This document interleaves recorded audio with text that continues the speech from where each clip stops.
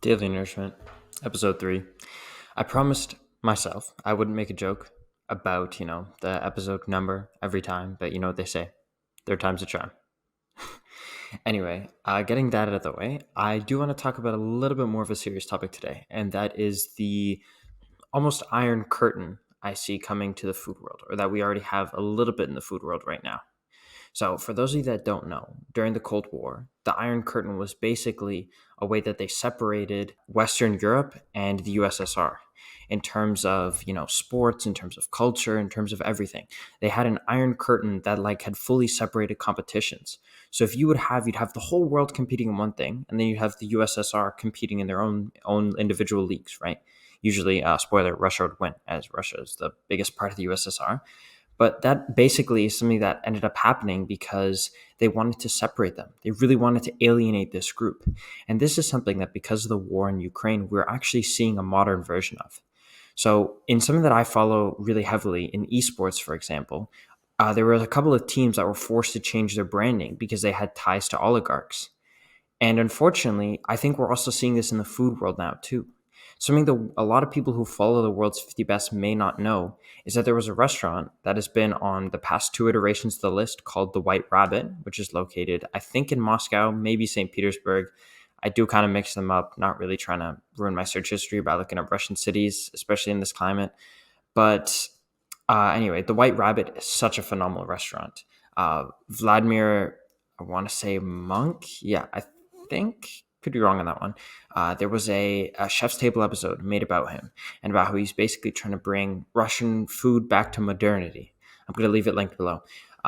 He talked about how he was using really, really unique ingredients and stuff. And because a lot of this culture had been lost, because people are almost ashamed of their culture, especially because after, the whole workers rose up, food was more of a scarcity. So they lost a lot of these ancient Russian recipes. And now he's trying to push those back to the front.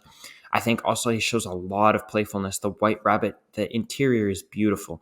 It takes a lot of inspiration from Alice in Wonderland. Some of the music they play is amazing. And Monk's general attitude towards the food he puts out is great. Now you may be thinking, what does this have to do with an Iron Curtain? Well, the reason this has to do with an Iron Curtain is because the world's 50 bests decided to not include any Russian restaurants because of the conflict going on with Ukraine. The problem I have with this is that the White Rabbit is not owned and is not tied to someone who's an oligarch.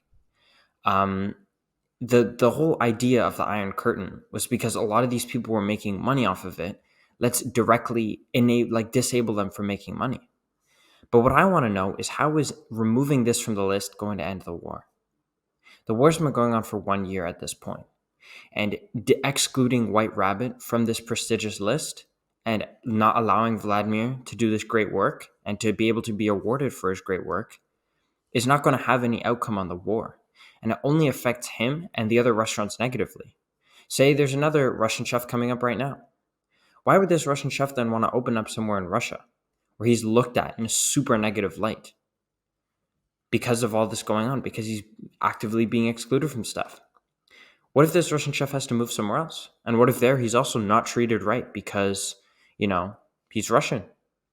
What if, for example, the White Rabbit has to close because they're not getting their patrons in, they're not getting that international recognition, and they're not able to continue, right? Restaurants closing because of these terrible circumstances is not that uncommon. We lost a lot of great restaurants during COVID, even some that cracked the world's 50 best lists. I think the problem with us treating this Iron Curtain and just allowing this to happen from the world's 50 best sets a dangerous precedent. Because what if something like the Michelin Guide decides to do something similar, right? I think that cooking is something that is seen by a lot of people as an art form. I think a lot of art for a lot of these things have been often been able to be removed through these hard times because they were used as a form of self-expression.